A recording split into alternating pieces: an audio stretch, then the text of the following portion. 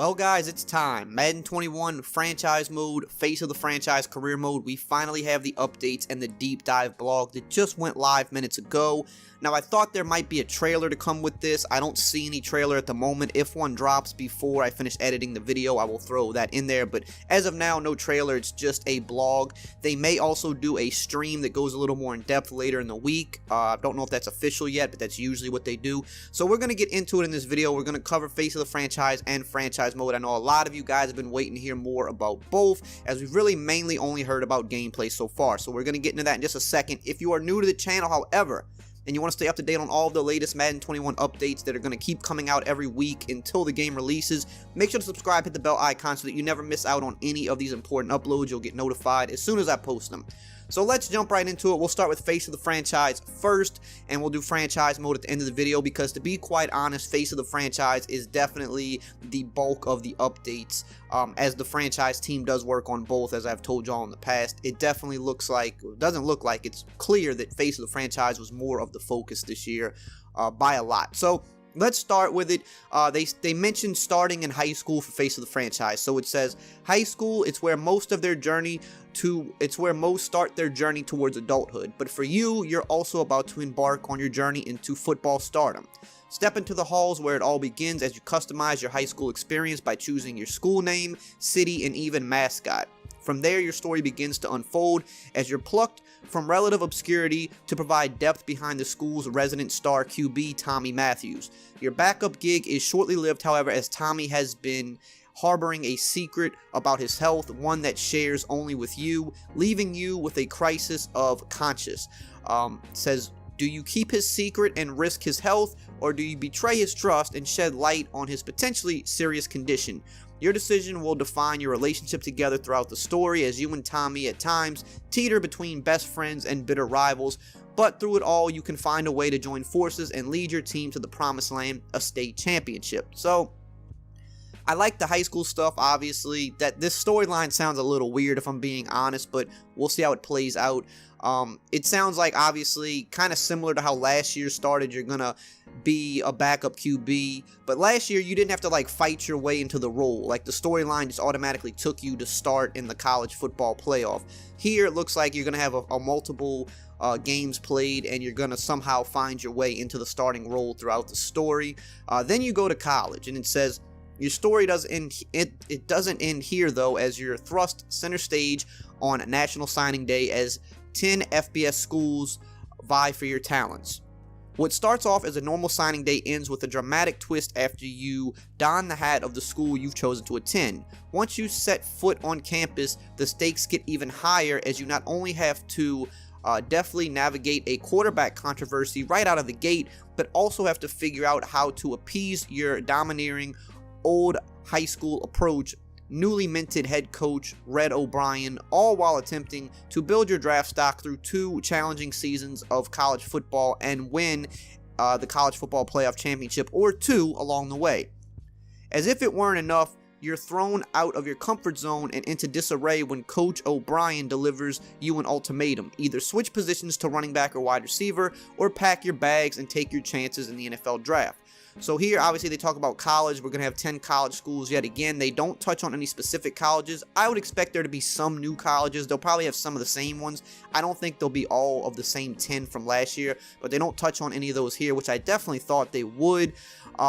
They also talk about 2 seasons of college football, but the wording on that isn't really correct in my opinion, because it's 2 college football championship seasons. At least that's what they said before. It said you're going to play 2 years of the college football playoff, which would be 4 games. So I'm not expecting them to be any regular season games, but I don't know if they've maybe made a change to that or something, because obviously you're going to have to switch positions somewhere in there. So the more games I feel like would be better for the story, but we'll see how that unfolds. Then you go combine and draft. It says since 1982, the NFL Combine has been hallowed ground for the NFL's next generation of talent to showcase their skills for prospective teams.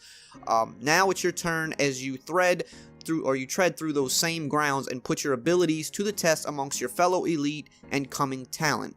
But your skills on the field won't be the only thing scouts will be watching, as you're forced to step up to the mic at a pivotal press conference and either let fate decide where you go in the draft or help influence which teams select you. This life-changing experience continues when you encounter a chance meeting with an NFL legendary commentator, Rich Eisen, as he helps prepare you for the most crucial event of the Combine, the event that can make or break your career, the illustrious 40-yard dash. So the Combine doesn't sound like it's going to be much different from last year. It sounds like they just added the 40-yard dash, and I don't really agree that the 40-yard dash makes or breaks your career. It definitely can hurt your draft stock or help your draft stock, but I don't think it in any way makes or breaks your career. It seems like it'll probably be very similar. You might have a few of those, like if you're a quarterback, the throwing drills. Maybe if you switch to running back, wide receiver, you might have a catching drill or like a running drill that's really short. Then you'll have your press conference. You'll have a couple interviews like last year, and then 40-yard dash. So in terms of the pre-draft stuff, right, it seems like they didn't do a whole lot outside of high school. Hopefully the high school portion is really done well, and they've added a few more college games and obviously the option to switch to a couple different positions, and then they added maybe a couple different interviews and the 40-yard dash. But where it sounds like they've done a lot of work this year, which is where the mode needed the most work, was when you actually get to the NFL, because once you got to the NFL last year, it was really boring. It was like there was no replay value once you got to the NFL and maybe played one season.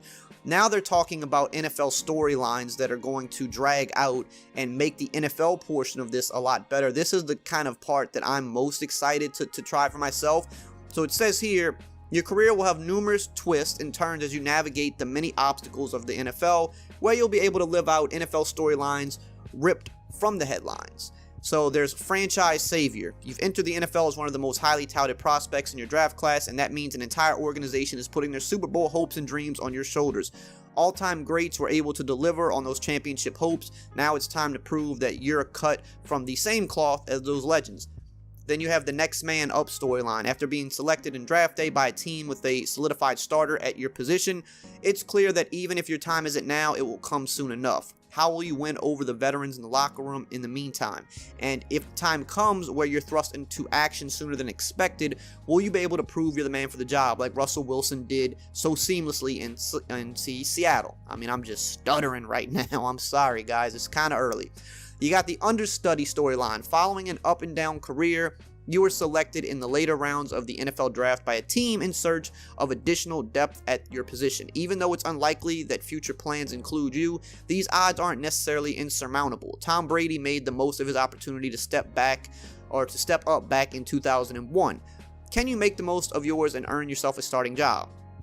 Then you got the bitter rival storyline. Whether it's your team versus or player versus, the best rivalries are forever etched in the NFL's long illustrious history. Now, in the social media era, it's possible for rivalries to become more contentious and public than ever. When you and a defensive player on a division rival get into a war of words on social media, it's only the beginning of the rivalry to come. So that's like an element right there that we didn't really see last year, like a social media aspect of it, right? That's something you see in NBA 2K. So it sounds like there's going to be, a little bit more stuff like that thrown into the mix. Then you got the Dream Team storyline. Teams with great talent are forced to face great expectations, Super Bowl expectations. Countless teams have fallen short of those expectations, like the 2007 Patriots, the 2001 Rams, and the 1998 Vikings. Can you and your Dream Team come together and complete the dream season, or are there too many obstacles in the way for a once-in-a-generation greatness? Then you got the comeback storyline. The struggle of coming back from a serious injury is too much for many players to overcome, but a handful of legends have been able to come back better than ever after making their returns. In 2012, Adrian Peterson finished first in MVP voting after suffering a career-threatening injury the previous season. After an injury forces you to sit out most of the year, can you regain your form and reestablish yourself as one of the NFL's best? Then you got the turf war storyline. After a subpar performance last season, you're suddenly facing competition for your starting position, but a good old position battle could end up bringing out the best in everyone involved. Can you hold off the in-house opposition and come out even better than before, or is your job in serious jeopardy? And then last but not least, we have Into the Sunset storyline. After a long storied NFL career, it's just about time to hang up your cleats. That doesn't mean your final act can't be the greatest act yet, though. Your team has declined and your best days may be behind you, but it's time to prove you still have what it takes to right the ship one more time and end your career as a champion. So, as you can see, a decent amount of different storylines here. Some of them are the storylines where you're entering the league. Some of them are storylines after maybe having an injury or maybe having, not so good of a season. Then you have, rivalry storylines, and you have like a veteran storyline when you're close to retiring. So that is the part of all of this to me that I feel like stands out the most, because it sounds like once you actually get to the NFL, there's going to be some replayability to this, because these storylines, some of these, they obviously span through multiple seasons. These aren't all first year or second year storylines. Like, you have some of these that come later on after certain things can happen to you. So that, I think, is probably the best part, so that the NFL portion of this will not get so repetitive like it did last year. So I'm curious to see how it does play out. They touched on some characters here. You have Tommy Matthews, a career-long rival and friend. You have Reggie Brown, he's an interviewer and a friend. You have Coach, I don't know how to say this guy's name, so I'm not going to try, but he is a high school legend, and I'm guessing you're a high school football coach.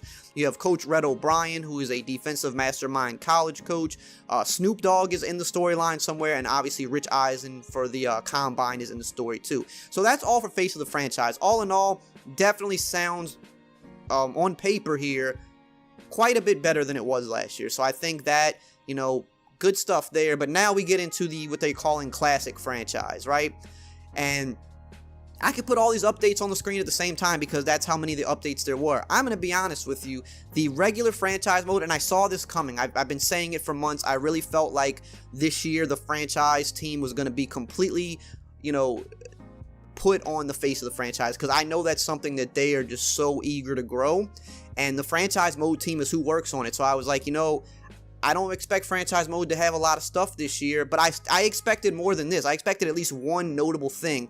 They didn't really do anything for franchise. This is literally like a patch. This is 100% a franchise mode patch, something you could have done mid-year last year, right? They're talking about the new X Factors making their way into franchise. Well, X Factors aren't a franchise mode feature. That's an entire game feature. Those go to Ultimate Team, they go to regular online head-to-head, they go to Play Now, they go to MUT. They go to franchise, right? It's not an actual franchise feature. They talk about expanding the wild card playoff to match the real life NFL, who, they've changed the playoff system. But again, that's not a franchise mode feature. That's just something you have to do by default because the NFL has changed the playoff rules. Like, to me, to list that here as like a feature, right, it's kind of disrespectful, right? Because that's not a franchise mode feature. It's something you have to do because the NFL has changed, I feel for the franchise mode guys, I really do, because this is one of the worst, this might be the worst franchise mode update ever. So they updated all rookie contract amounts to be more authentic to the actual draft rookie contracts for all 7 rounds. I think that's a good change. I think any franchise mode player would like that, but that should not be a big talking point. That should be one of the small things that was done. Definitely a good change, but when you think that that's probably the most impactful change, not good. They returned every position's available abilities to better consider in-game effectiveness of the ability and archetype authenticity. They also made the second ability unlock for most positions at 85 overall, which was an 80 overall in Madden 20. So I think that's a good change in terms of maybe preventing the abilities from getting too wild in franchise mode, because I definitely saw that being a thing. But again, that should be a small change, not a main talking point. They fixed multiple cases of logic of players considered for dev trait upgrade at the end of the season, not checking the correct stat types. They updated to all team back-end depth chart philosophy so that they match the team's scheme. They fixed an issue where the defensive playbooks and schemes for our fictional coaches would be misaligned. Like, this is a patch. This is a weak patch at that. Like, if this was a patch for Madden 20 franchise mode, I don't even think, outside of the rookie contract stuff, I don't even think franchise players would really care. Like, this is a weak patch. I'm